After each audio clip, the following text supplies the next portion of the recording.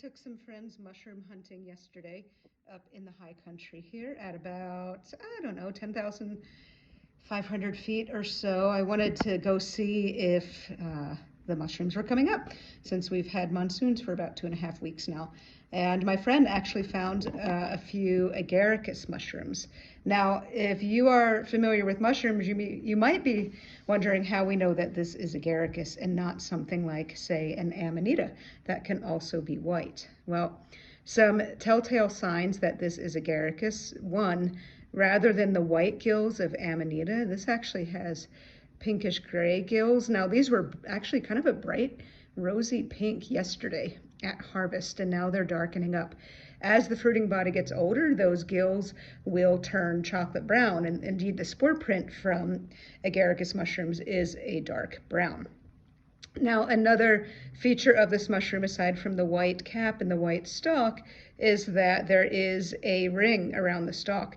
Now, this ring, this membrane you're seeing here, was actually attached to the cap margin yesterday, mostly, and it's shrinking down now. And if this fruiting body were to keep growing, that ring would be further down on the stalk. And so many agaricus species and many amanita species have a ring around the stalk. So again, you have to be really careful identifying mushrooms, especially if you are interested in eating them. You could kill yourself if you make a mistake, and I'm not being hyperbolic with that. This video here and the types of videos I do are not sufficient for mushroom ID. It's just to get you started and knowing what sorts of things to look for. So colored gills here. Again, these are a little darken to a dark brown. And the coloration can vary from species to species a little bit with agaricus. Some start out kind of grayish or quite light in color and then darken. Some are bright pink and then darken.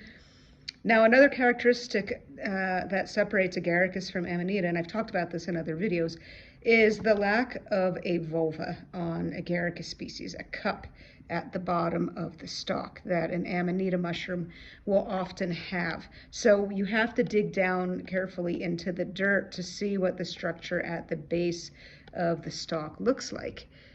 Here is another. This one's a little bit more beat up.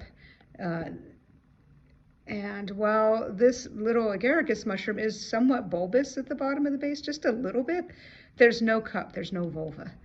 Now, the other thing I'm going to do with these is, when I'm done blabbing, is spore print them.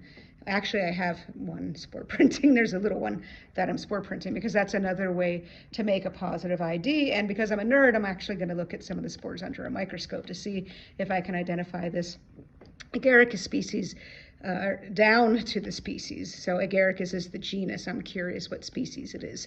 There are multiple species of agaricus in the Rocky Mountain region where I am. Now, interestingly, these were found in an area where people take their cattle to graze and where people park their horse trailers to go riding. So it's possible that the spores of these mushrooms were brought in via poop from the cattle or the horses, who knows. But we do have lots of these native to the mountains here. These could have been from lower down in a pasture, or these could be one of the forest species that we have. Now, I'm going to take a sniff of this. And it just smells kind of pleasantly mushroomy. Some species of agaricus, like the horse mushroom, Agaricus arvensis, will actually have a mild aniseed-like scent to it. This one does not. It just smells pleasantly mushroomy, and that's another way to do an identification with these species of Agaricus. Now, there are toxic species of Agaricus. They're called the lose your lunch bunch, as David Aurora calls them. They will often smell unpleasant. They'll have like a phenolic kind of industrial chemical smell that does not smell great. And they will often stain a bright yellow or bruise a bright yellow when you handle them or when you cut them. And this mushroom's been pretty well handled, and you'll see there's no staining, there's no bruising. And so that's just one more step along the path of identification for these guys.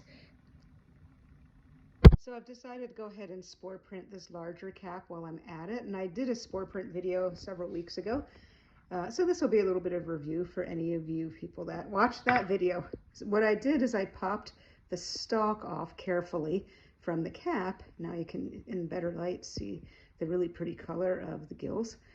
I'm going to put this cap side down, or gill side down, on a piece of white paper, and I'm going to put a couple drops of water on the cap so it thinks that maybe it's raining, and it will induce it to hopefully drop some spores for us. See if this little bowl I have is big enough to cover it. Hold on one second. So I just covered it with a bowl, and the reason for that is to keep it undisturbed while the spores are hopefully dropping. And so if there's any kind of a breeze or anything like that, or if anybody bumps this, it will help leave that print taking undisturbed. So I'll check this in a few hours to see if I get the dark chocolate brown spores that I expect to get from this mushroom. And there's a little baby mushroom cap under that bowl. Let's see if I can pick it up without disturbing it. That is also in progress. So here's the spore print, beautiful dark brown spore print, as you would expect with something in the Agaricus genus.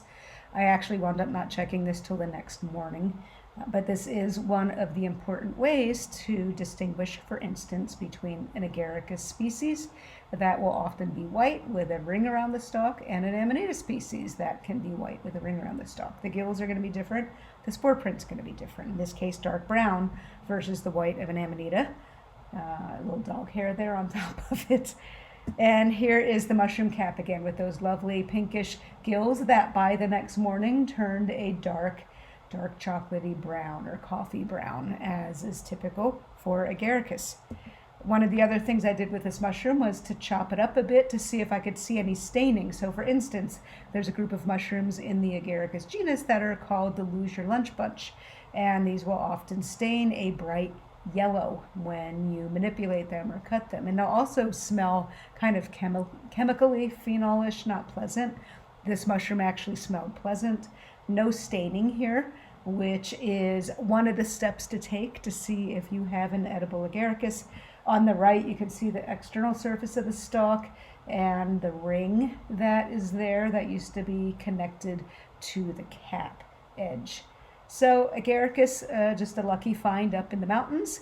And thanks for tuning in. We're heading in more and more into mushroom season here, so hopefully I'll have some other interesting mushrooms to show you as the season progresses. Take care, y'all.